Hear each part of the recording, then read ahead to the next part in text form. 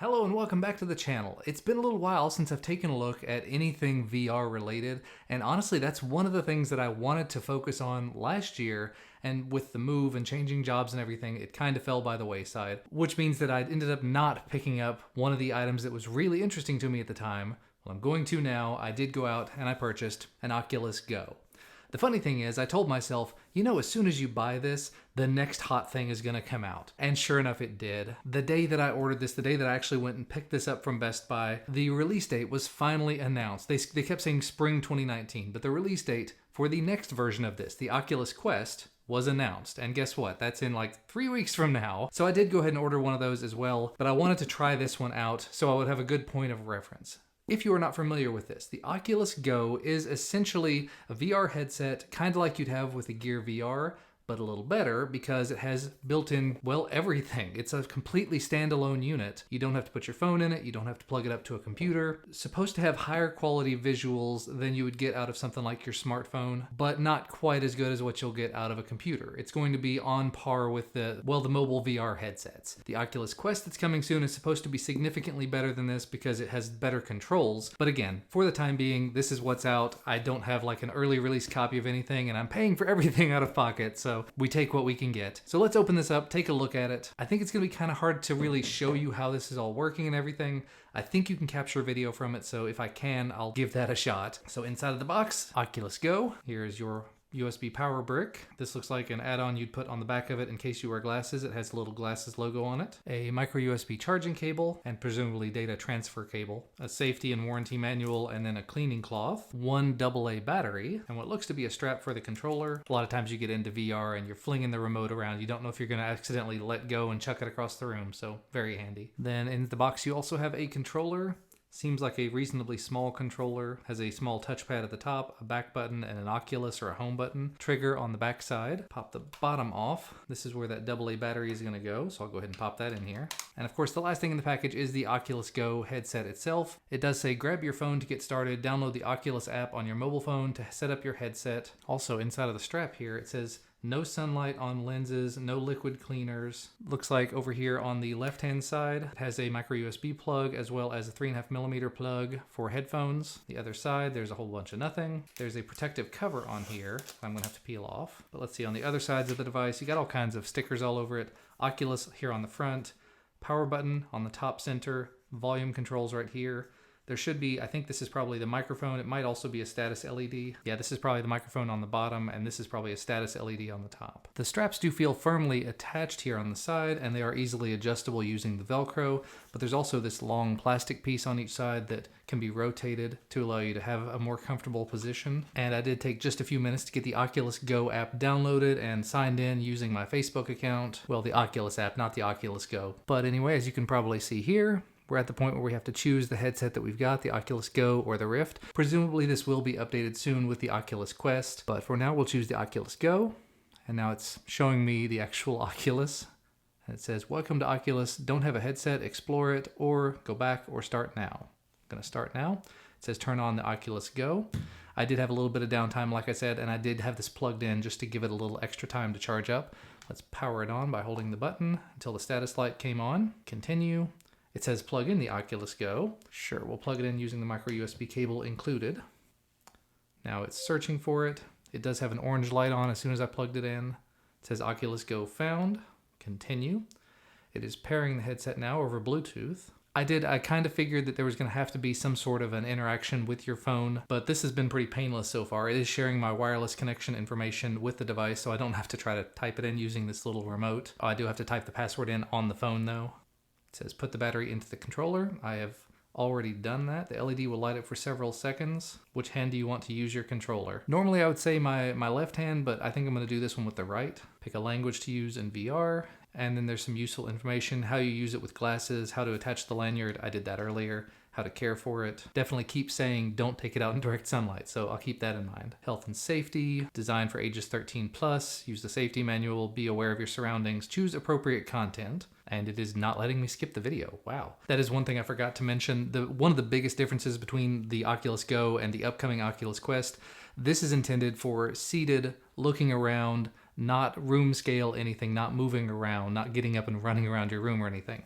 The Oculus Quest that's coming has their new Insight system and has cameras built all around it, so it can more easily see the 2 touch controllers it comes with.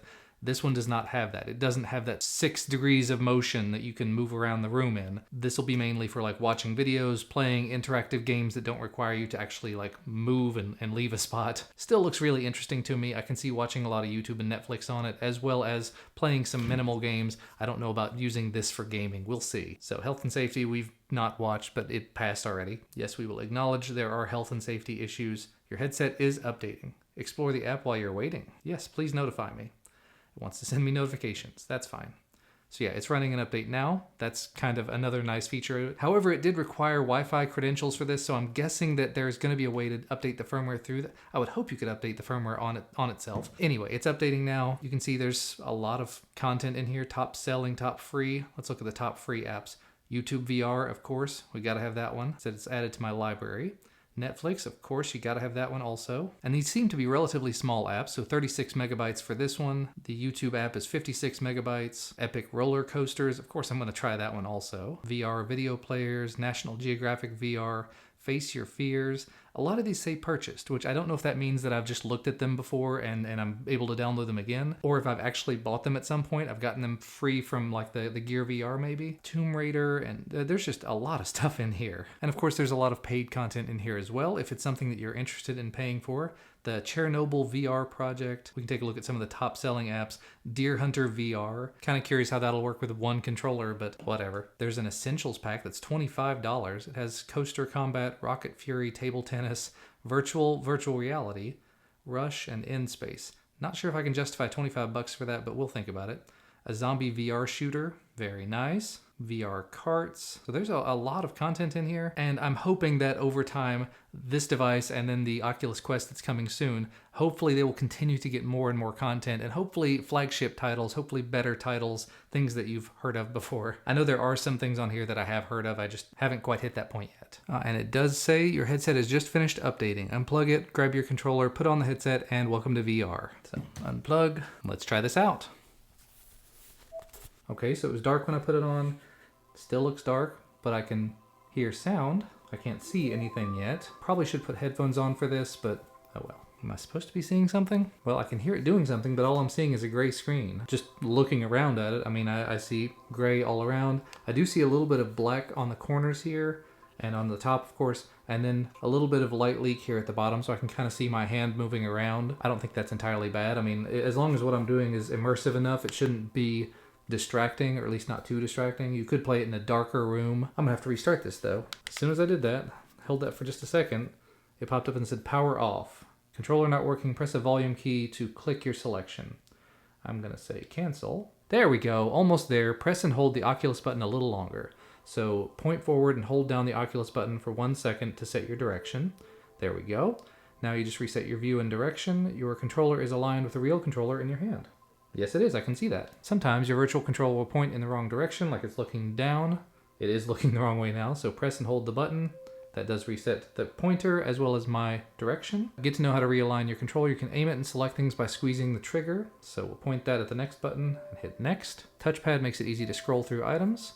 Press the back button to return to a previous screen. Awesome, you've learned how to use the controller. Tell us what you're interested in. Action, puzzle, horror. I'm interested in a little bit of everything, really.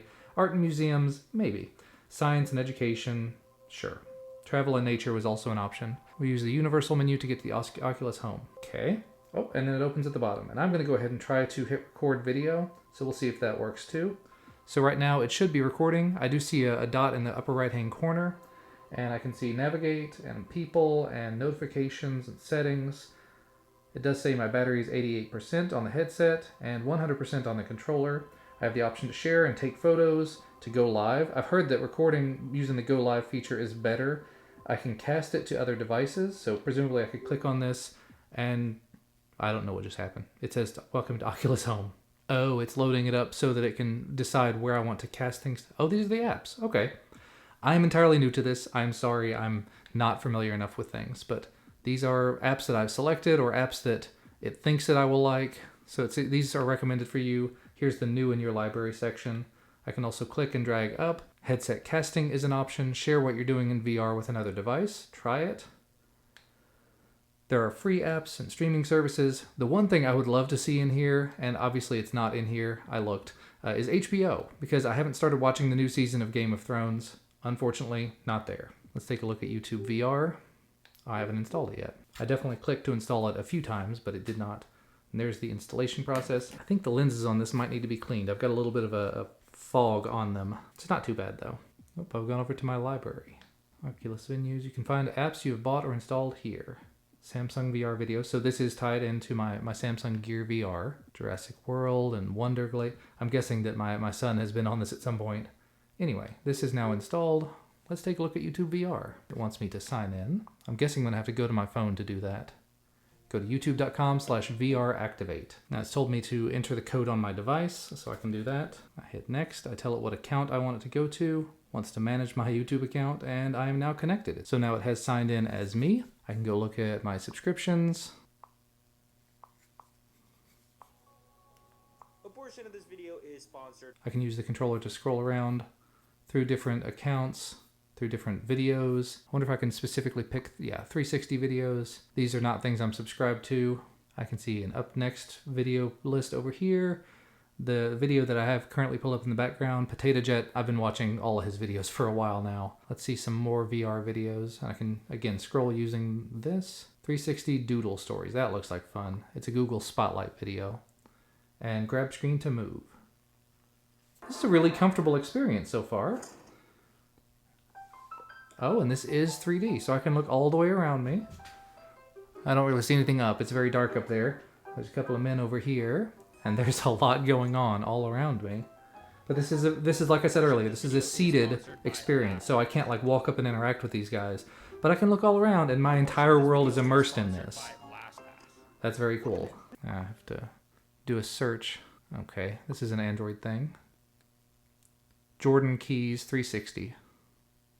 I was gonna say, I know I've got at least 1 or 2 videos out there that were 360. There's the 360 degree Thanksgiving. It's only like 45 seconds. I can grab the screen and move around, get a different view. There's my wife. And there's me from a couple of years ago. There's the food that we were eating. There's a baby, Ellis when he was a little boy. I'll turn this down some, the music's kind of loud. Yeah, I edited this a while back. Little boy. And he's playing with his Nana. And Duncan's over here.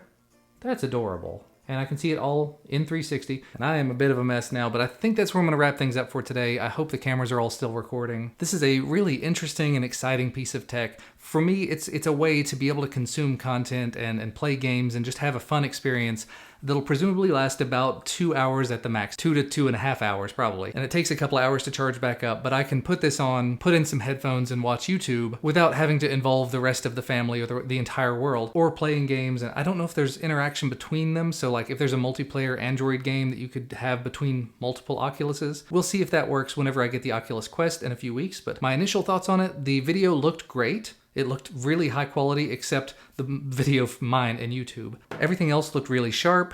The lenses probably could stand to be cleaned. They've got a little bit of just swirliness to them that I think I was seeing as reflections, probably reflections from these lights because they're so bright. But I'm looking forward to spending a lot more time with this. Let me know what you think of it in the comment section down below. I think I paid $200 for this and I got the 64 gigabyte version, meaning I can download a lot of stuff to it. I had a coupon with Best Buy. I think they are retail around $250. I had I think it was $225 I paid for it. There's also a 32 gig version that's cheaper. It's like $199 and there's sometimes coupons you can get it cheaper. So if you want to, check this out for yourself. I'll put links to where you can find it down below. Best Buy, Amazon, B&H maybe. But thank you guys as always for watching. Hopefully you enjoyed this video. Hopefully I can get the video footage off of this thing. Hit the thumbs up if you did like it. If you want to see more VR related content, maybe I could do some sort of a gameplay with this to help justify it. Subscribe to the channel if you want to get notified when I put out new videos, and ring that little notification bell if you actually want to get notified when those videos come out. Trying to put them out on a more regular basis now. But thanks again for watching. I always appreciate you guys sticking around and coming back, and I'll see you again next time.